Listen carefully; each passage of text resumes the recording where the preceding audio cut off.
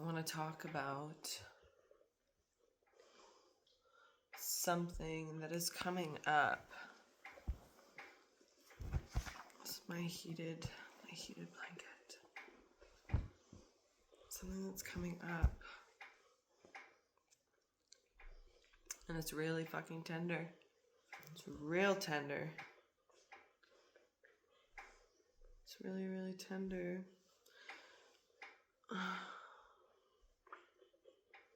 So I'm in communication with spirit right now. And sometimes that's through, there's all kinds of ways. People do tarot. When I'm feeling a lower energy levels, especially like Sundays, I like to just get into receptive mode and let myself just open the channel. So opening the channel for me today was pulling up a video on YouTube. This woman keeps coming up on my YouTube, so I just decided to finally give her a listen. And she's a channeler, and then it just like kept playing her videos. It just kept, I was in the kitchen doing some things, and it's just, the next video keeps coming on, the next video keeps coming on. Normally ads will interrupt and things interrupt that, but there were no interruptions and so I continued to just receive the messages that were coming in, and there's like a very potent stream of themes happening within those messages coming through from spirit or God or guides, or I call them spirit. Spirit is the all-encompassing, soul family, angels, past loved ones. They're my spirit team. And yes, Blue likes his belly rubbed. And is he happy we snuggling on the couch? I know, we love snuggling on the couch. And so excuse me while I just navigate this dense realization I'm having, because it's really, I can sense myself just gently nudging into it.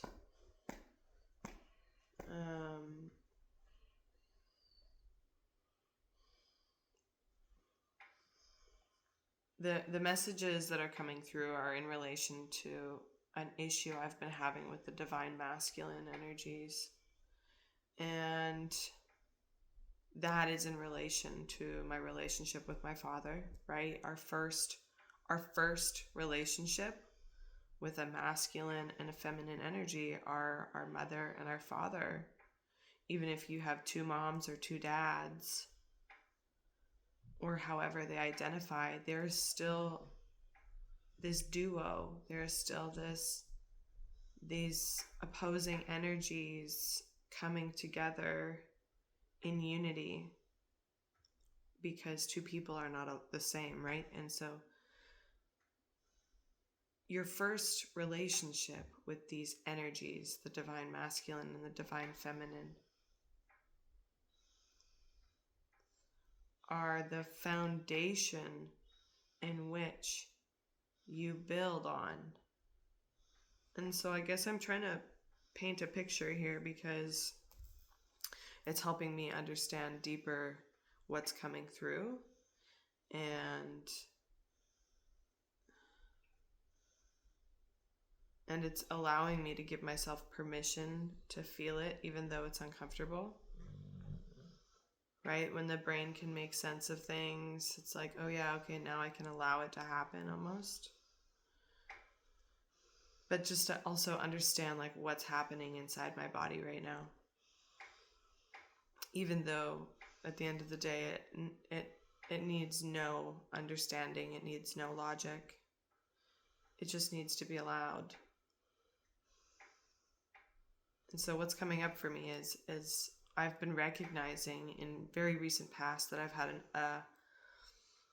an abusive relationship with the divine masculine, and my relationships can reflect that. Not that they were consciously abusive, but when like hurt people at the end of the day. And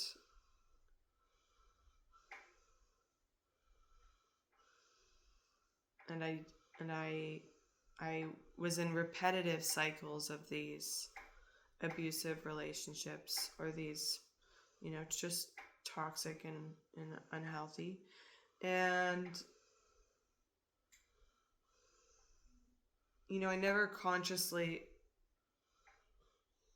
saw them as abuse, because I always hurt people. I'm like, oh, they're just hurting. But that didn't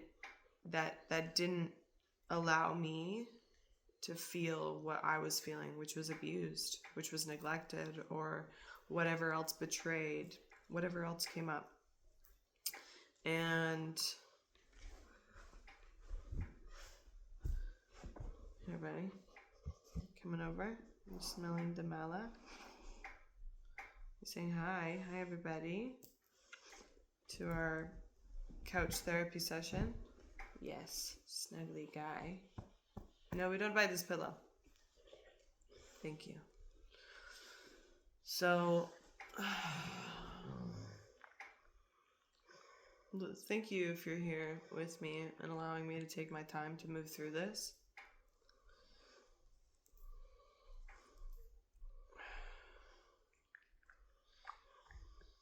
So the message that came up was, there is an energy of submission to the divine masculine. And in that moment, I saw every moment in which I became submissive in fear of their reaction. And that doesn't mean, the extremities of submission are way beyond. Like, I wouldn't say I experienced it in the extremes, which is why I didn't recognize it. Like, it was so subtle. It was subtle submission. It was subtle. It was just very subtle. And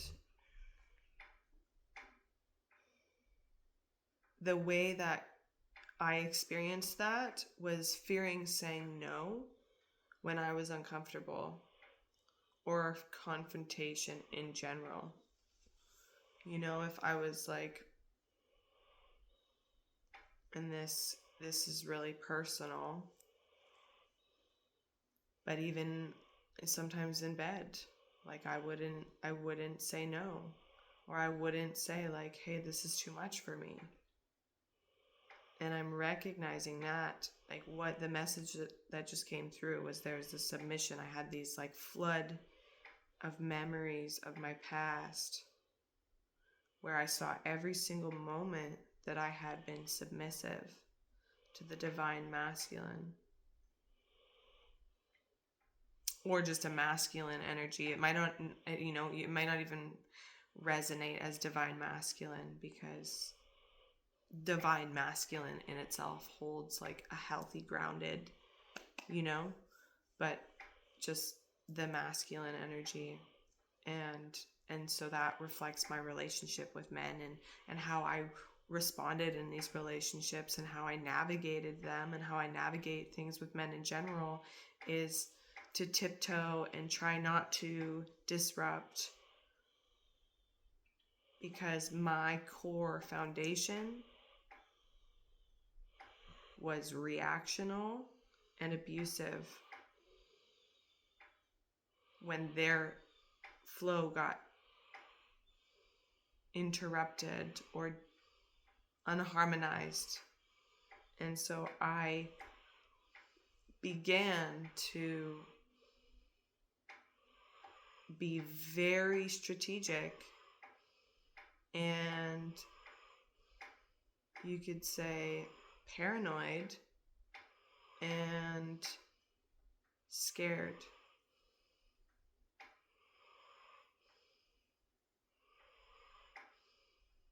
Of how I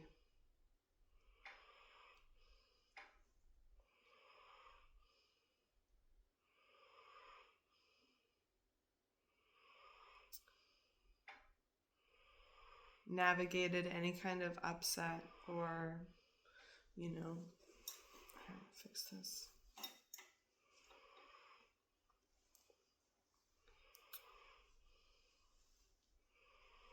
Man.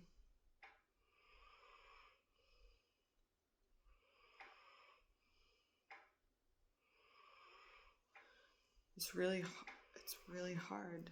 It's really hard to recognize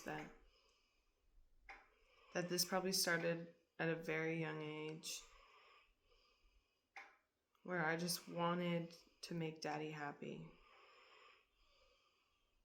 I just wanted Daddy to be pleased with me, or proud of me, or deem me as worthy, because that's where I got my sense of worth when I was younger. But then it just continued on. It just never stopped.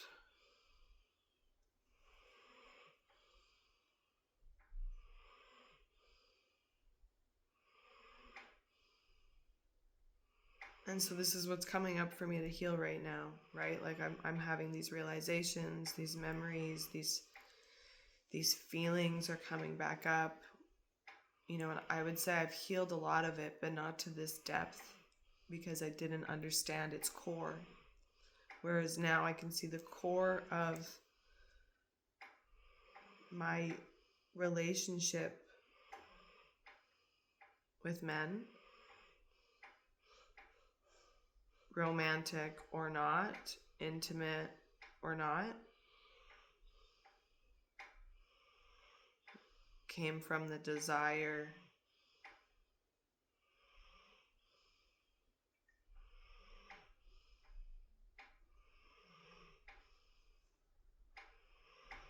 from that 4-year-old or that 3-year-old that just wanted Daddy's love.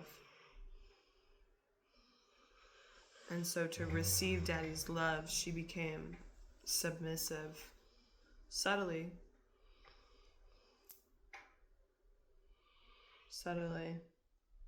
And then, you know, you wind up being almost 27 years old and recognize that you've basically been a parent to your parent for 13 or more years. And you're just making a guess because you can only remember the last 13 years. Anything before that was a blur.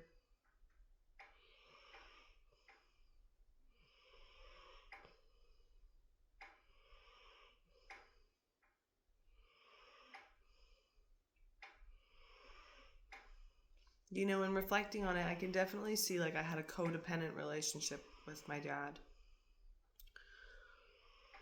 But I think it became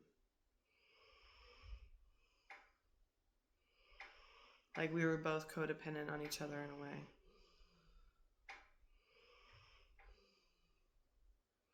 And that's because we grew up really close. Or at least I tried to be really close to him, right? I was a mechanic. I followed in the shop. I would work in the shop with him. We built my race car together. We drag raced. We had this bond. Or I'd made my best efforts to maintain this bond. I genuinely do like cars. I genuinely do like mechanics. But I think that's part of the reason things became codependent.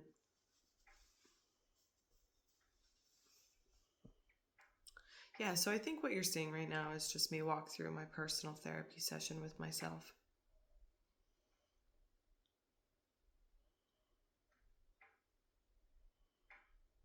Where naturally, I suppose, a therapist would sit here asking me questions, I'm already in the reflection of asking myself those questions internally.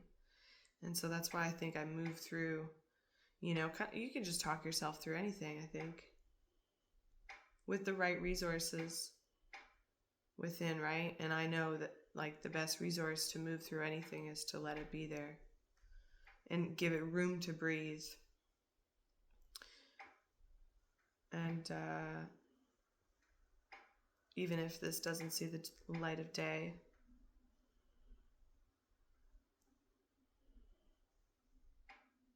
I know that it served its purpose within me, just allowing myself to move through this process with grace, grounded. And I think a big part of this healing process is using my voice, because that was the subtle submission, is like biting my tongue. No matter how small it could have been. I remember being in a vehicle with a friend, and it was like middle of winter and we were cold. I was cold, I should say. I was cold in the car. Pardon me. And I wanted so bad for him to like roll up the window and turn on the heat, and I couldn't. I couldn't just ask for that because I feared so deeply that he would get mad or be reactive in some way, and his reaction would then lead to abuse. You know, it was almost like the dog just doesn't bark anymore because it knows when it barked it got hit. And that's a very metaphorical term, or a metaphor. It's a very metaphorical way I'm using this example, because it's not literal. That's why I didn't know it was abuse. It was never physical. I never got hit on purpose.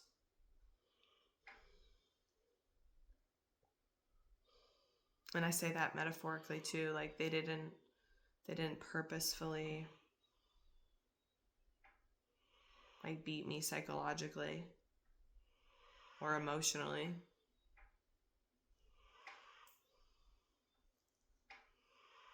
It was just how they were dealing with their own stuff, and so it was hidden. There's like this hidden aspect to my suffering and their cause. You know, and at the end of the day, like it was me allowing it. It was me allowing this to go on, but through the belief that that's how I received the love in which I thought I wanted. You know, we accept the love we think we deserve when I say that. And I think that in itself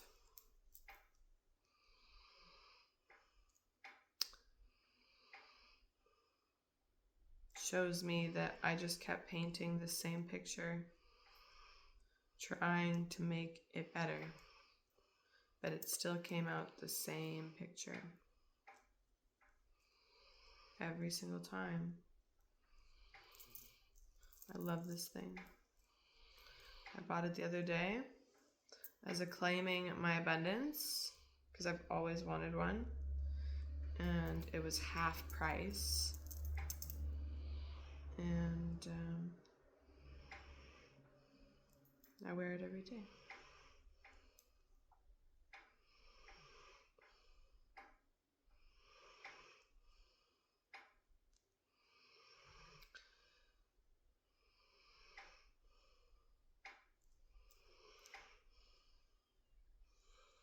Yeah, tender moments. Tender moments.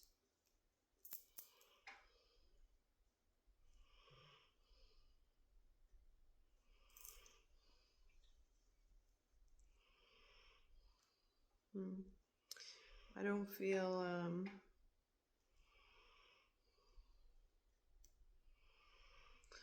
I feel like a little bit disassociated after that flashback.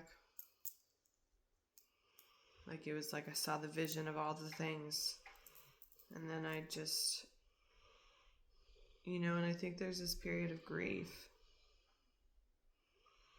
that is required to sit with.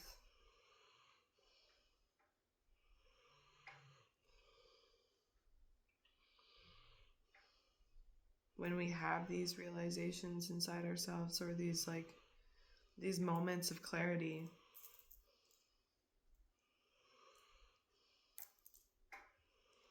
I think it's really important to allow ourselves the space to digest,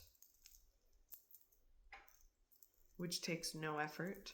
It's just a processing. You just allow what has... what are you looking at? You just allow what has downloaded to exist. And I think that follows with, subtle grief. Because in these moments of clarity, and like realizations that we're embodying, right? That's why I call it a download. Like when you download something into your phone, right? Then it's on there, then it's in there. But if I'm using like downloading an app as an example, then you have to like go through the step 1, step 2, step 3 process. Click here, do that. You have to go through the learning process. And it takes a minute to like get used to it.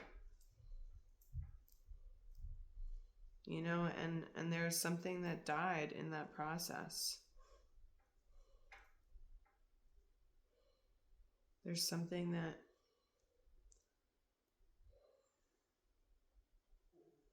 little girl that has been holding on to receiving daddy's love, or love from that divine masculine energy, regardless of who it comes from.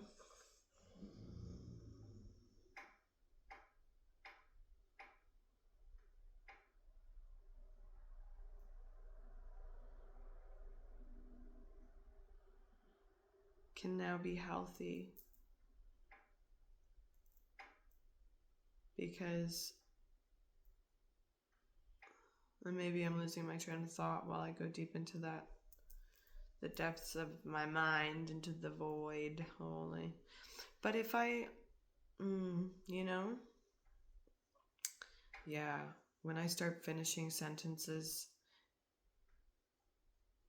and not starting them, I think I've gone too far.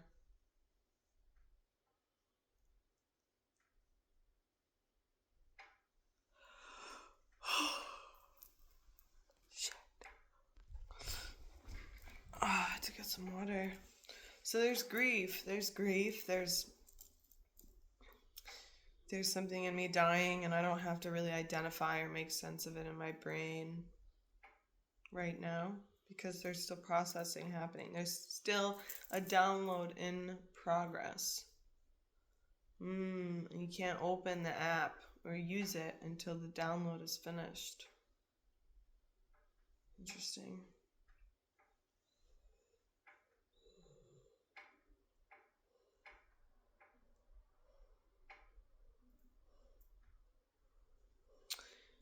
Yeah, and I think that this awareness alone is going to offer me the ability to recognize that behavior inside myself and consciously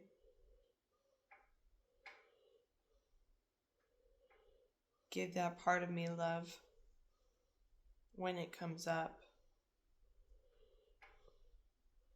If it does come up, maybe it won't even come up now that I'm moving through this process of where that fear or where that disimbalance was rooted from. Really. And perhaps that is the healing in itself.